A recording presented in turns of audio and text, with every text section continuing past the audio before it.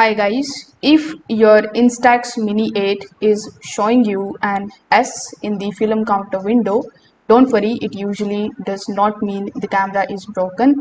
So in this guide, you are going to learn exactly what the S mean and what to do next. Now on the Instax Mini S, the S stands for start. It appears when a new film pack is installed or when a black film cover sheet has not been ejected yet. So this is the part of the normal film loading process.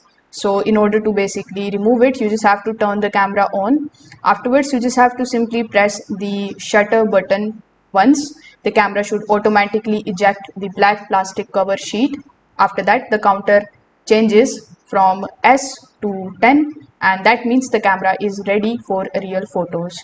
Now, even after doing this, if the S doesn't change, the film may not be seated correctly, or the batteries may be too weak or to eject the cover, or the film door may have been opened during loading. So the camera cannot advance the film properly in these situations. So make sure that you fix these as well. So that's how you can do it. Thank you.